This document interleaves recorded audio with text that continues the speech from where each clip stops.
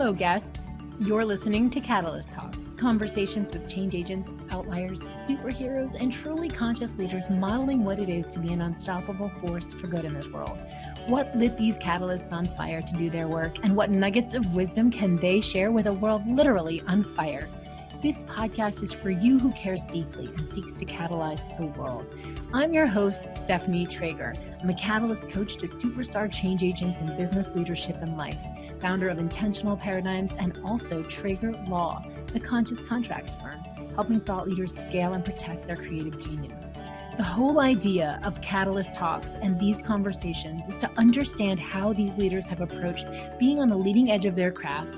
How did they uncover their purpose? And what does it really take to catalyze change and at scale?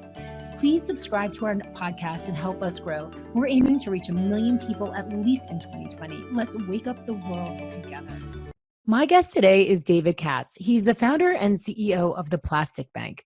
We dive super deep, so I want to give you some context and a solid background on what the Plastic Bank is and why it exists. David proves there's a business solution to all of the world's maladies. The Plastic Bank is a global network of micro-recycling markets that empowers the poor to transcend poverty and gain financial inclusion by cleaning the environment. The Plastic Bank, it's an ecosystem. It provides an opportunity for the world to collect and trade plastic waste as currency. Their global partners include IBM, Shell Energy, SC Johnson, Aldi, Henkel, and more. It's the world's only organization that exists to monetize plastic waste and then to provide incentives to the most disadvantaged people to collect and trade the waste as currency. It's a root cause solution for wasted plastic, which makes it too valuable to discard or to flow into the ocean. The Plastic Bank is operational across the globe with residents in Haiti, Indonesia, the Philippines, Brazil, and now Egypt, and it's growing.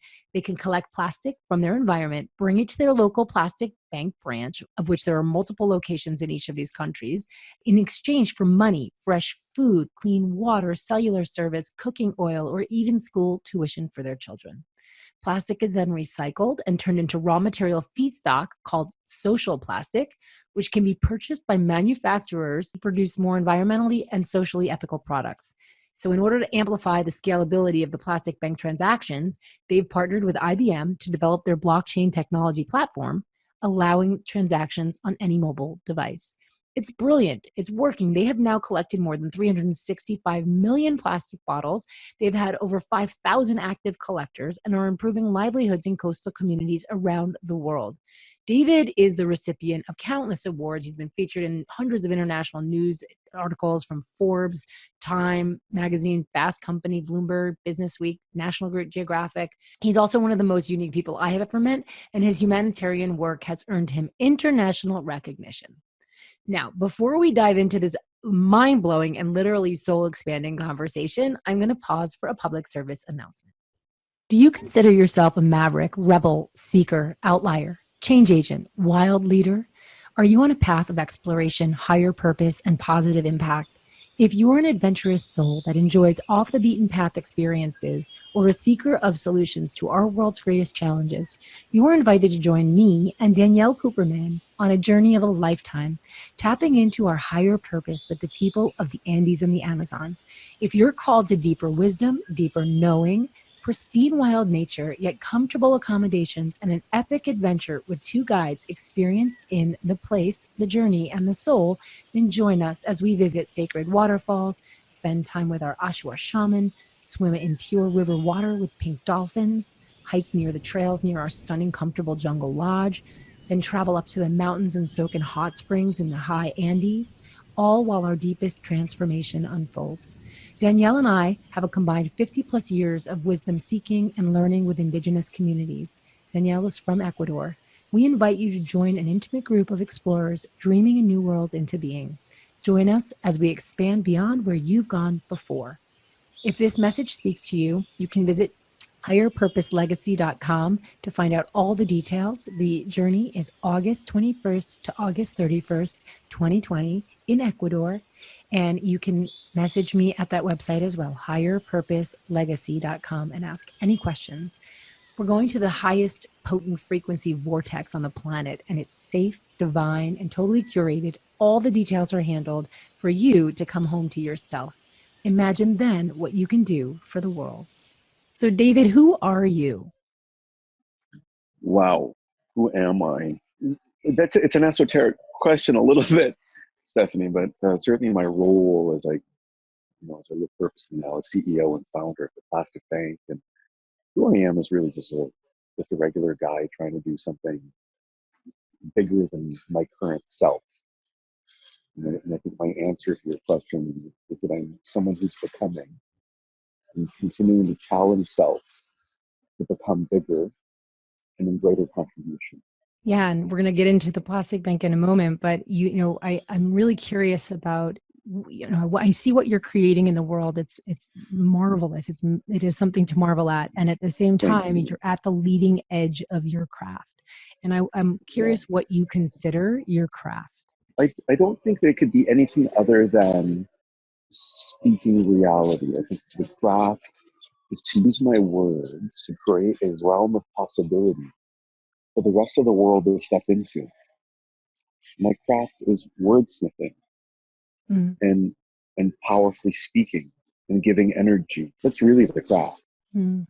It's about speaking a realm of possibility into existence and inviting powerfully through words people to step into that reality. And when I use word that leaves them inspired in an action, then that possibility comes into existence.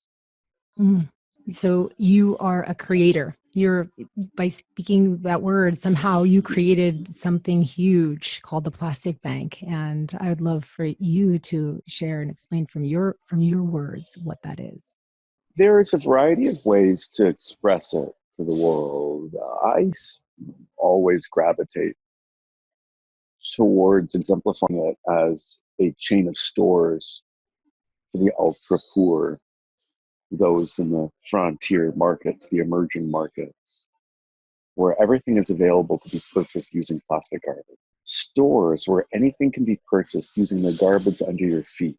And powerfully, we offer school tuition and access to medical care, and insurance, and banking, and clean water, and everything that poor truly need and traditionally can't afford, using garbage as the currency. I exemplify ourselves as really kind of a chain of bank branches, as the name should apply, where you can deposit plastic garbage and withdraw cash or through a digital wallet buy the things you need the most. And to some, a currency exchange.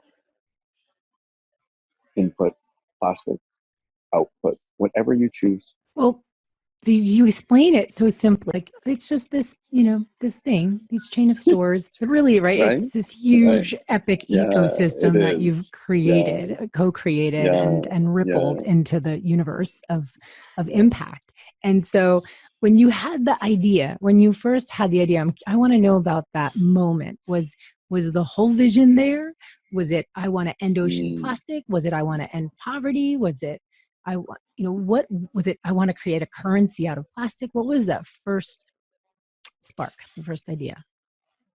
Well, the catalyst really occurred some 11 years, 10 years before, when I was moved. What moved me, what inspired me into action, were images of a photographer called Chris Jordan, who I believe is really the canary in the coal mine for the world. He was a photographer and videographer who traveled to the Midway Island and photographed and filmed the decomposing corpses of albatross chick on a rookery in the most remote piece of land in the world.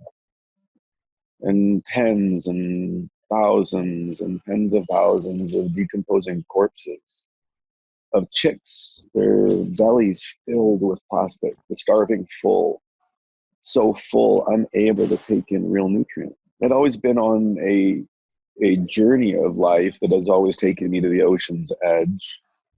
I grew up on an island on the west coast of Canada, and I witnessed the beginning of the degradation in my early youth, 35 plus years ago. And in all of my travels, it always took me to the beach, which is where I find my soul. I as well noticed that degradation so long ago. The imagery of Chris Jordan is what really catalyzed it. It's really what moved me into deep action. I knew that something needed to be done, and I began to look for a solution. So it was plastic in the ocean that moved me. And when you began to look for a solution, that's the point I'm really interested in, because, so many people have brilliant ideas, and how many of them take that idea, see a need, think of a solution, great idea, the urgency is there, but it doesn't happen. So for you, what, I want to know about your inner world and how you are somebody who takes something and makes it happen. And in that moment for you, first of all, what year was that? How long ago was that? And then how long did it take until it became a thing? So much to converse in that question. I mean, there was a paradigm in what you just asked. There's a whole universe inside of that, and that many people have thoughts. Few make decisions. How much has been lost in the world to those who do not think or did not think that they could facilitate or be what was required for the world? How many great ideas have we lost? So much said in there. And then moving forward, it really is in the decision of life, the very moment that we decide that life is born. The decision is the reality. It's what inspires us into action when we decide. So many think about something, so few decide. And so the conversation moving forward is, when did I decide? Because everything was revealed in the decision, all of it. But the decision took a moment. It came, I'll backstep. I was looking, first off, my context of being, my realm of possibility included discovering a solution for marine debris. So it was what I was looking for. It's really what you think about is what you see. There's a depth in that conversation. What you think about is what you see, period. The way you believe the world to be is what you see. Funny enough, because we live in an infinite universe, all things are available. Yet so few live in the realm of being that everything is available. Most people live in a paradigm that nothing is available, truly, that no thing is available. Crazy, because we live in an infinite space. So in that space, making and knowing that all things are available and living in the context that there was a solution, I attended an event in Silicon Valley that had 3D printing as one of the tracks of learning. And being in the consideration that I was looking for a solution for marine debris. And so that everything and everybody that I encountered was in the realm of the discovery of the solution. And in this seminar, I witnessed this 3D printed belt, fascinating, the solid piece of manufacturing that took a single strand of plastic and with a heated nozzle and the aid of a computer, laid this strand of plastic to its final outcome of this belt. I asked Avi, the course instructor, Avi, how much does the belt sell for? $80 was the reply. And the response to my question, what was the material cost? $10.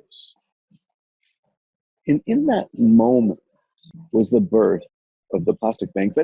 But actually it came a moment after the idea, because the idea without a decision to be an action is only an idea. You see, in the discovery that there was a $70 margin, I discovered that the only thing that determined the value of plastic was its shape. That was the nucleus to where I am today. The shape, I recognized the way that people looked at the material is what was determining its value, and that those who were discarding the material saw bottles and packaging as worthless, as free, not recognizing that when they buy something, much of the cost is the package itself. So that was the beginning of it. But I had 3 ideas simultaneously. I had the idea of the plastic bank and its enormity, the hair standing on the back of my neck, and the realization and recognition that if we could turn the materials perspective around, when people would view it as of high value, that could be the change. So how is it that I could change the way people viewed the material and not the material itself? Knowing that most of the plastic that was entering the ocean were coming from areas of poverty and the poor don't throw money away. How might we turn it into a currency for the world? How could it be money? Maybe that could be a part of the solution.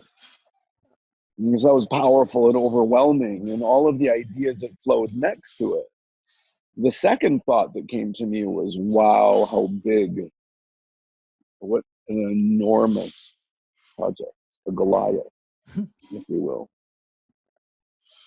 with all of the supply chain, communicating with the poor, and building an infrastructure to return the material to manufacturing, selling to the biggest brands in the world, recognizing that Africa itself has over 2,000 languages. How would I communicate? How would I work in those areas of extreme poverty and illiteracy? How would I work in the fear of slums? How would I build trust? Imagine the enormity and the scope of the project. And so I had the idea, but like most, the ego mind showed up to say, who was I to do that? I was just some dude from Vancouver, some small entrepreneur. Who was I to embark on that project? But I knew that it was important. And so really the birth of the plastic bank came in the third thought. I really do have like this visceral reaction to the conversation because I remember everything so clearly. It was so powerful. I had the idea, and then I had the ego appear to say I was not the man to do it. But I had a moment of consciousness, and I'm not sure where it occurred. I'm not even sure whose words it was. But the thought was, David, I don't need to be the person. You don't need to be the person to do it. You only slowly need to become the person. And the journey is going to be a journey of self. And that's where it was born. It was born in the knowing that I could become the person. And that's been it since. The whole journey has just been becoming that time. The journey was born in the knowing that you could become the person. So what was the time frame? I mean, that is such a beautiful, it is a cataclysmic moment, right? And what was the time frame? So some people might sit on something like that for a year. No, it's a moment. No, they don't say if they sit on it for a year, they've never made a decision. It all came May the 11th, 2013, right before lunch. I mean, the span of that may have been a minute. A minute. And then what? I sat in the enormity of it. Mm-hmm. Well, at the end of the minute, when I recognized that I could become that person, that it was within my realm, my reach, my becoming, the gift would truly be mine because I would then become the person. I was able to decide. And when I made the decision, it all became real. It unfolded in that moment because I made it so. The vision did you have the vision of where it is today then, or was it something smaller until I knew that I was going to make an impact in the world, and that I was going to create a space that would stem the flow of plastic from entering our marine ecosystem. I didn't need to have all of the details. I mean, this whole conversation gets back. The reason that people don't start is so often because they expect it to be perfect before they begin. And the perfect is the enemy of the good enough. There's no such thing as perfect. The good enough is perfect. Whatever you launch with, whatever takes you into action is the perfect. It is only perfect in its action. It's whole and complete. Yeah. So in the doing of it, you learn the lessons. And when you talk, thank you. Yeah. Doing of it. You learn the lesson and you talk about decision, that people aren't making the decision. I think that people do make the decision not to. And if it's a yes or a no, right?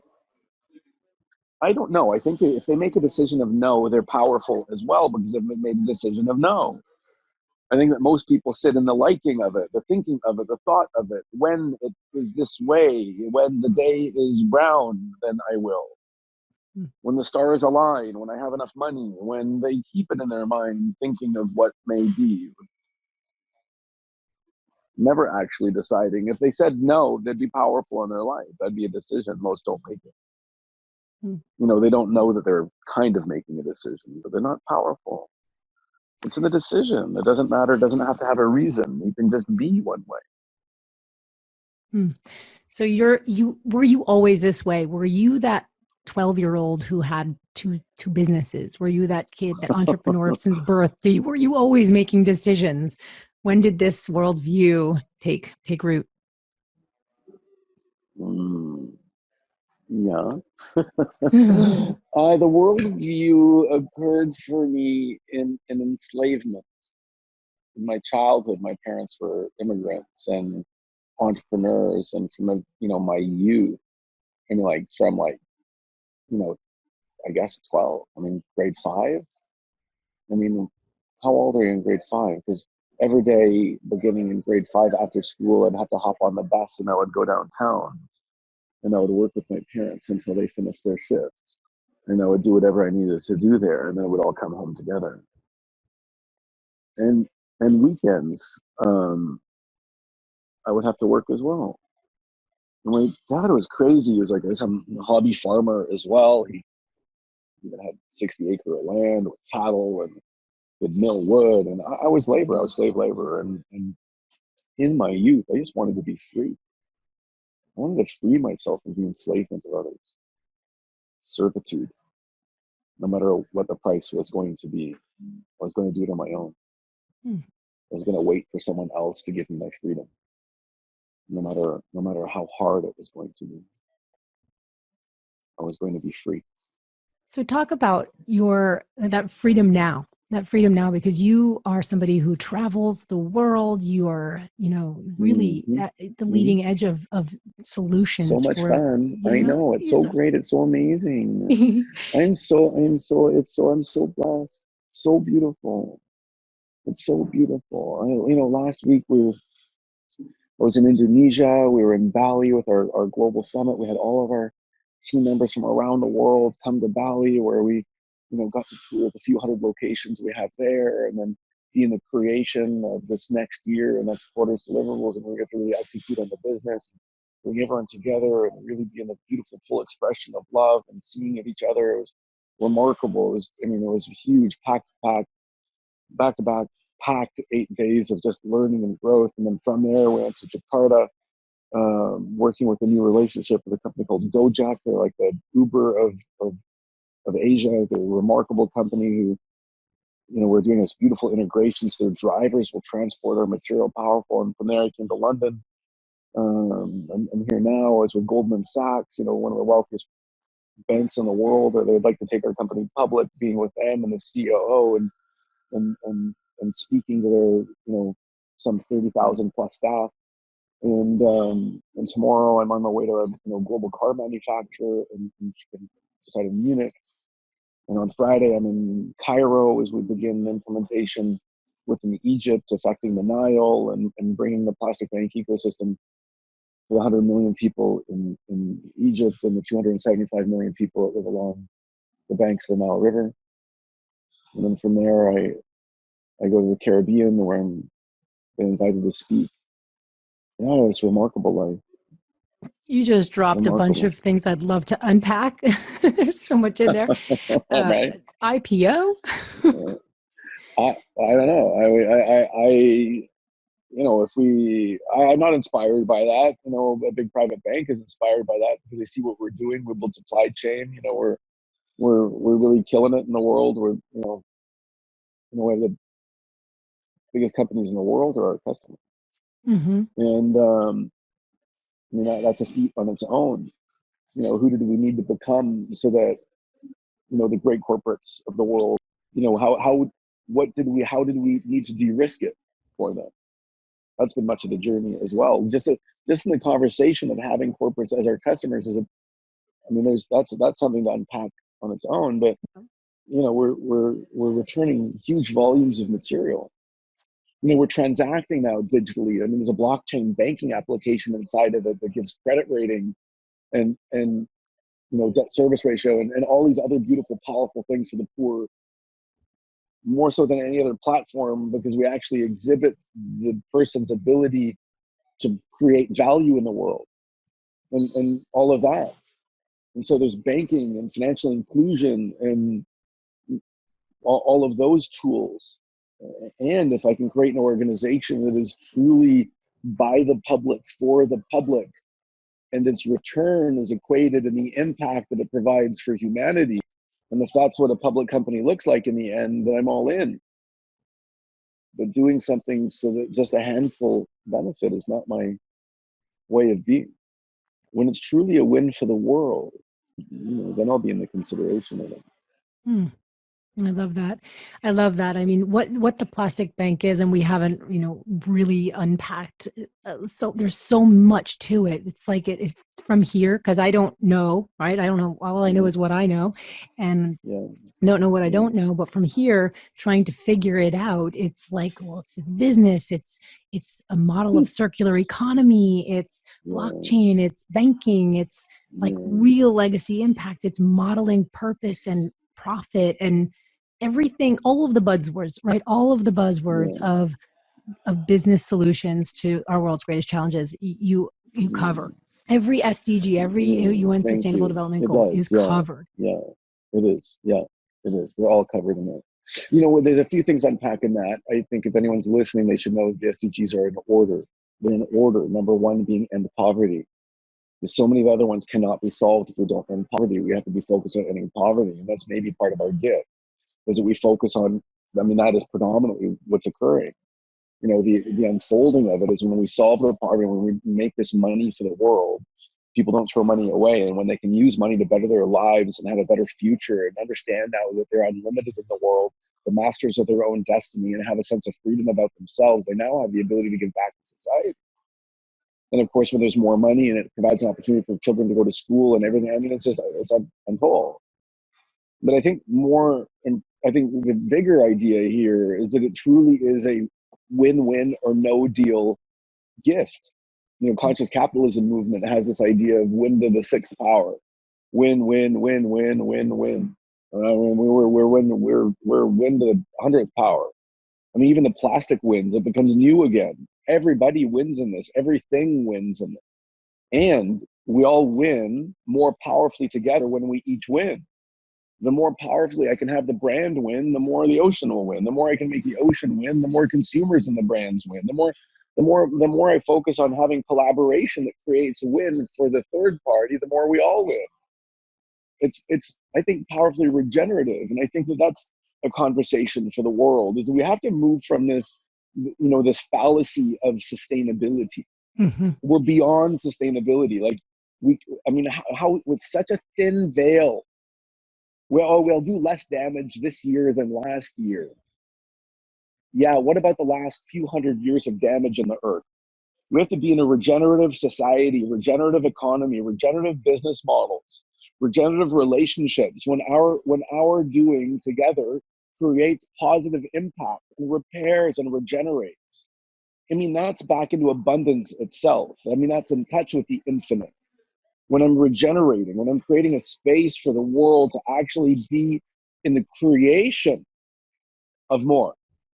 When our relationship creates more abundance, that's a different business model.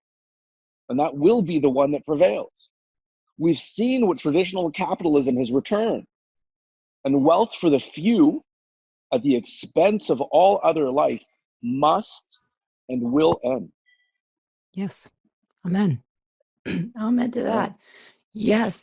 I just want to say, thank you for your service, and thank you for modeling what it is to be an unstoppable force for good in this world.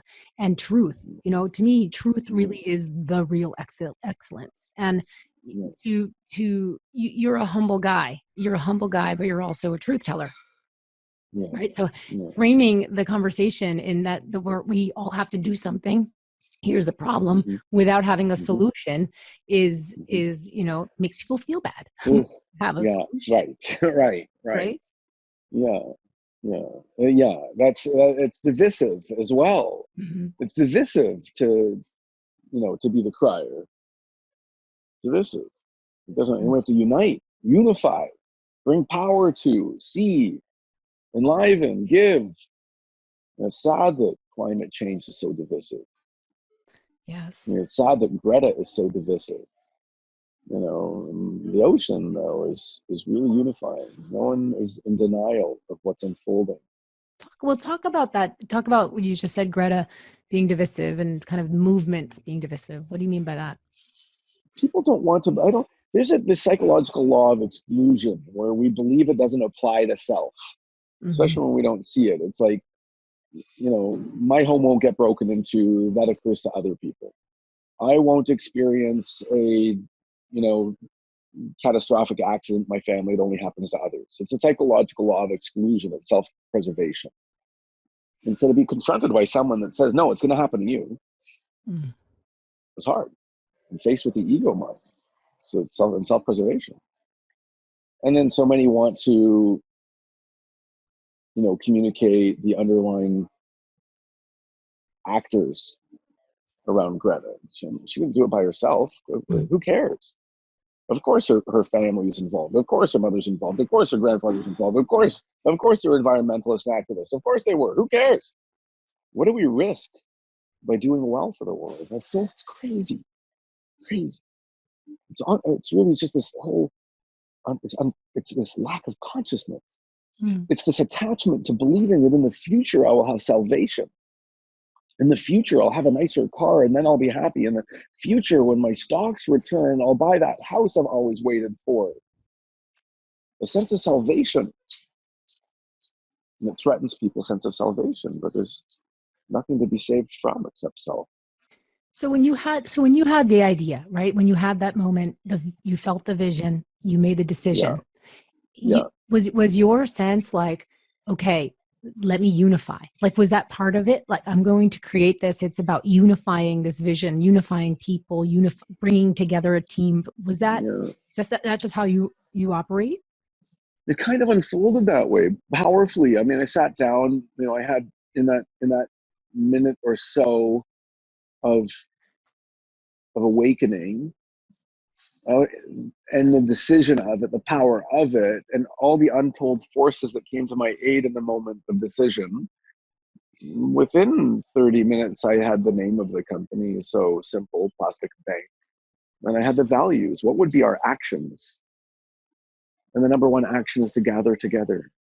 I mean, there's a double entendre in it. It's to go and get the material, to gather it. But for us, it's to be the conduit, the platform for the world. How do we be truly exponential? How do we be a conduit for the world to gather together?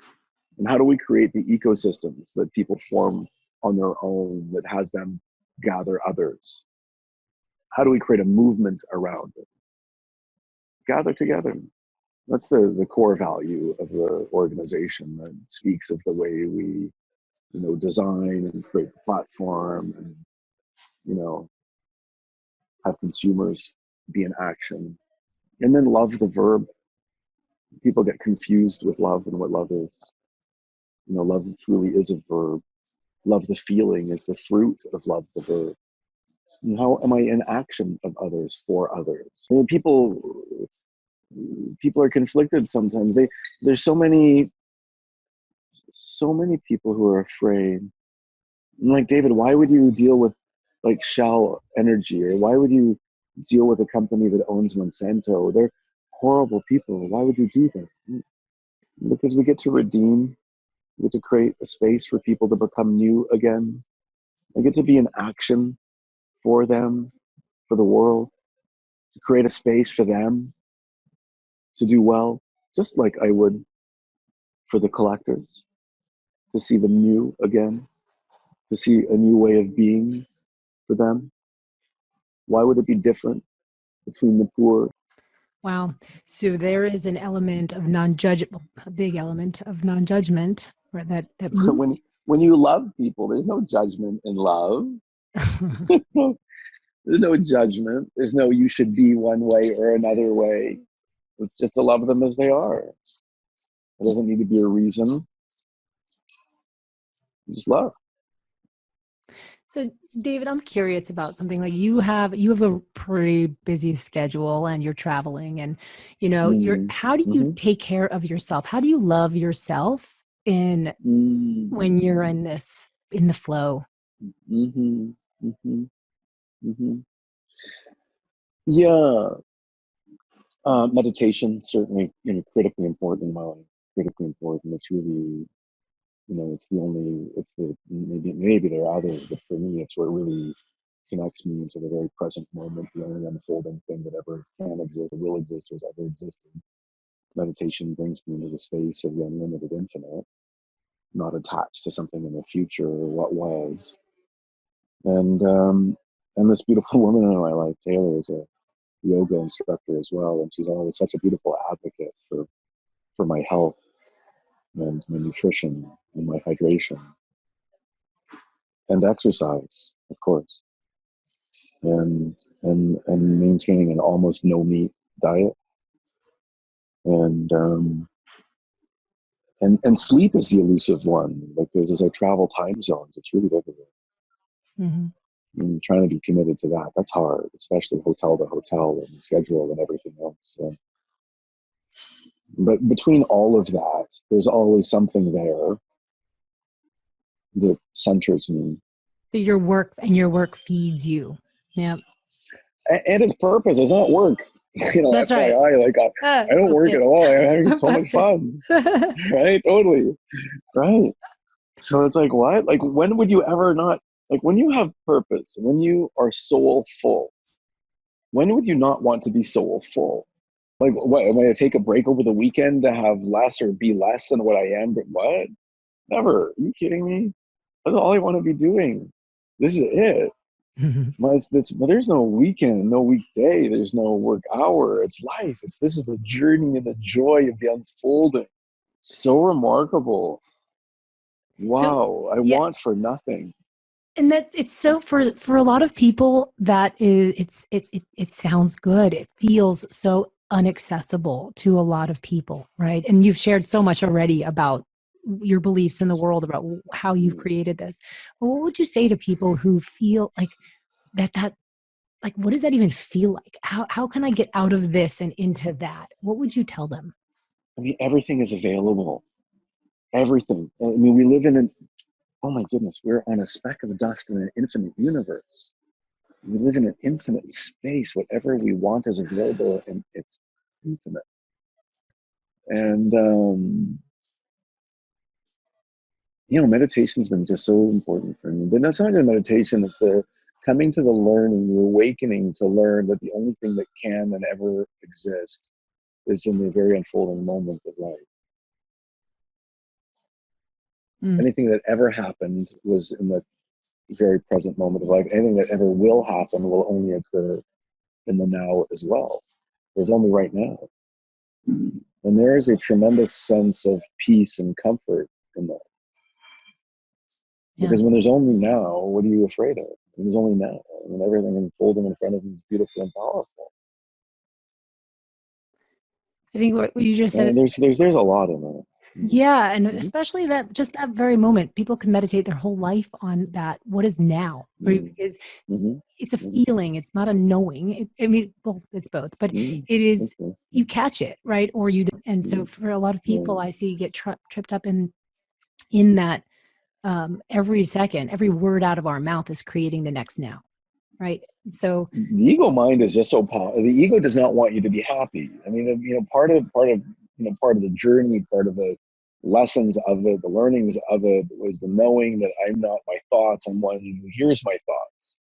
There's a big space in that, but recognizing that I am the one who hears the thoughts is powerful on its own. But that's a journey to come to the knowing and understanding of that. And then when we peel that back and we think this is the thoughts, so the thoughts in our mind just come from our ego mind. It's just the brain making thoughts. That's its job. The brain just makes thoughts. Like the heart beats blood, the brain has thoughts. And the thoughts disappear in joy. So the ego mind is threatened by your peace, your joy, your love. Because when you have peace, joy, and love, it dies. And just like an entity, it's fighting for survival. And so the moments you approach joy is when it's most active. It's fighting for its life. Hmm. And the very moment on the precipice of joy is when it is telling you that you're not worthy of it. It's not due you, not available to you. It's wrong. It's selfish. It will tell you everything so that you don't step into that.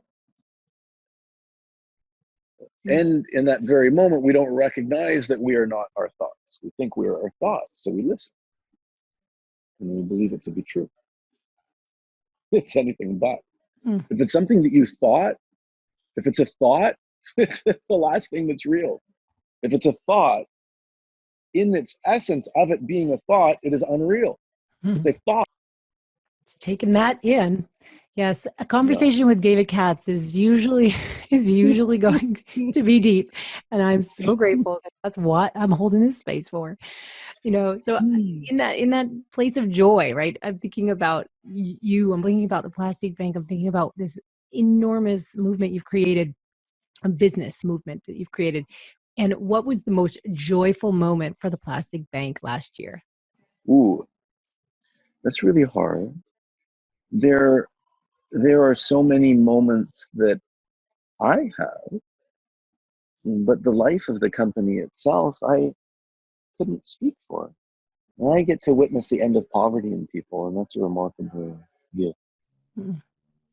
I get to watch poverty leave people when they recognize they have unlimited power now, free of the slavery, and they can see in the future. It's something to witness. There's a real challenge in non-governmental organizations, the ones who give, because it takes people from their back to their knees. The gift of what we do is we take people from their back to their feet. And when you see people land on their feet, powerful, it's a different person that emerges. And so I get to see that and participate with that. I get to see it even in the eyes of my staff who didn't know how powerful they were. And when they witness it, to see the untold beauty in them. It's been a real discipline to not make decisions, to not answer questions. My journey as a executive as well is to have people to come to their power, to come to their self-actualized self, and to set them free. Mm. And there's more depth in that. But when someone comes to me and they ask me a question, it's a real discipline to not answer it, because if I answer it, I diminish them. When an executive comes to me and says, "What should we do?" And my role is to ask them. My role is to ask them why they would come to me, what was occurring in life. Wow. Were they losing power? Where else could you go? What would outcomes be? And to have them come to a conclusion on their own, so I could reward them for it, see them for it, love them for it. But more importantly, so they could see and reward and love themselves and be witness in their own journey. That is the epitome of a conscious leader. Yeah, your ripple effect, the ripple effect of just that allowing, right? Just that opening space for people. It's totally amazing. Totally. And it's only because I'm lazy by nature. Oh, right. Totally lazy. But that's kind of where it was born. It's like, but it's so powerfully unfolded. The gifts come from all kinds of places. It's like, it's like, oh my goodness, I want to be bold and I want to be gone. I can't do everything. I can't do it all. I don't want to be enslaved. Mm-hmm. I mean, it comes from that sense of freedom. I mean, that's where the learning lesson came from. It was a truth paradigm in the execution of business. And it came from not wanting to do it all. And it turns out that the best way to not do it all is to not do it all. The best way was to do none of it. Was there a time when you were doing it all? Oh, yeah. Most of my entrepreneurial life was, not living consciously. So, the thought of it wasn't even available to me. Because in the unconsciousness itself, when not doing it all, to the unconscious entrepreneur, you would take it on, meaning that he's not good enough. No, you got to do it all. You can't. No one's going to do it like you're going to do it. Now you got to do everything. Lots of ego mind trying to keep you from being happy, knowing that if you didn't do everything else, joy might be available to you. It's true. It's true. Absolutely true. You know, if you're doing something, the ego mind, your thought shows up and says, oh no, you can't do that. That's not available. Oh no, there's going to be pain, misery, suffering. You're on the right path. Keep doing what you're doing. And in Pay that, no attention to the thought. pay no attention to that thought. But what would you, in this last wisdom nugget, because you've dropped many, what would you say to people? Like in that moment, don't give it any thought, but do what instead? Find joy. I mean, that's esoteric, and I'm going to give that some consideration. But it's, I know that in my life, those things that I've been doing when the ego mind showed up to say that it wasn't due to me, it's knowing its connection in the universe, which will say, knowing that if I continue to give up all of those things, I mean, that's like it's with meditation, my meditation practice. It's very difficult to always meditate, super difficult. It's because I have a million things that come up, like, oh no, you're busy, or you can't do that, or this, or whatever it is, or you've been traveling, or you got to catch a flight. My joy unfolds in the dedication of a meditation practice. So all the thoughts that come up, and it's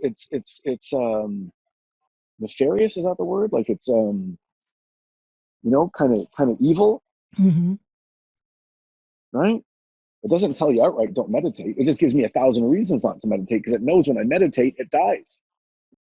Can you observe it in the moment when it is present, what it is? I am getting better. I'm getting better, but that's a super practice. It's so alive. I'm just having a human journey. Yeah. Oh my goodness, I'm having a human journey. Right. Totally Good human one. journey. And, woke up this morning a little bit late, tired, got up, had to exercise. I'm like, oh, I got to have coffee first. Okay, went to have coffee. I was like, oh, I got an appointment at 9:30. Did I meditate today? No. I tried to catch some. I went to a yoga class today, and so I tried to do some waking meditation.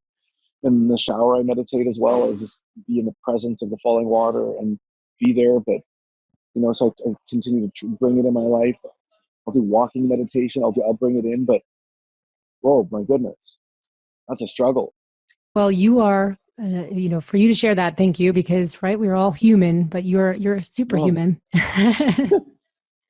And thank you for giving the invitation to everybody listening. Thank you for giving that invitation to everybody listening to that, the doorway to superhumanness. It is available to us all. In the doing of it, it's available. In the doing. In the unfolding moment of it all. It's the action of life. Life is a verb. It's a verb. Love is a verb. It's a doing. Yeah. It's an action. It unfolds in the action. We unfold in the action. We become in the action. In the action itself is the direction unfolding. What we need to do is in the unfolding moment, the action. And typically in that we don't want to do. I'm often guided by doing those things that I don't want to do, knowing that my life unfolds in the overcoming of the things that I don't want to do. I have so much that I don't want to do. Most I don't want to do. Most of the time I just sit looking at my inbox going, oh, and I know that in the doing of those things, I get to become the person that unfolds life. I hate it just like everybody else. I learned once that the only difference between the wealthy and the non-wealthy, the only difference, and being that we both have things that we don't want to do. We all have things that we don't want to do. The only difference between the wealthy is that they do the things that they don't want to do anyway. You talk about don't want to do. What about something you fear doing? What is something that you have fear around? Well, we didn't even talk about what fear means for you, but. Oh, wow. I'm getting better at that. I'm getting better at seeing fear as a teacher. It is a teacher. I mean, that's irrefutable. But recognizing it as the teacher and the gift that it is, that's a different conversation. I really love being on stage now. I feel really powerful on stage. Powerful. But I'm always terrified before I go on. Always. I met recently in this journey Vladimir Klitschko. Vladimir was the longest reigning heavyweight boxing champion in history. Olympian, all kinds of stuff. Remarkable man. Remarkable. And we chatted because in my 40s, I decided to become an amateur fighter. I took mixed martial arts for a number of years, and then with some injuries, I went into boxing and became an amateur fighter. I was in the ring, and we had this conversation, and it was powerful because we got to talk it through, and he told me about how terrified he was every time he got in the ring as well. The thought was not lost on me, and that it's in the overcoming of the fear that the joy of our life unfolds. Thank you, thank you, thank you. All right. Well, David, it is just such a blessing to share you with my world. And as we grow and expand and reach the hearts and souls of millions, what is just one blessing or thought or nugget you want to put in their hearts and souls? Well, there's so much. You can come back. Everyone is the creator. We are all the creation. Word, I'm struck by something that I'm resonating on now, in the power of using word to create the world. I resonate that even Testament, I don't identify with a faith. With what? With a faith in general. Like I'm not, but I certainly identify with spirituality and this power of word. But when I look at Testament, look at the New Testament, and the Bible opens with, Genesis opens with, God first spoke the world into creation. And I think the rest of the book is commentary. It really is a book about the power of self, about creating a reality, and about that unfolding consciousness in the very moment of creation, which unfolds in a moment. The book talks about ways of staying in that moment, and other random thoughts inside David Katz's brain. Thank you, David. Thank you so much for being here with me today. You're a remarkable, beautiful person. Thank you. As are you.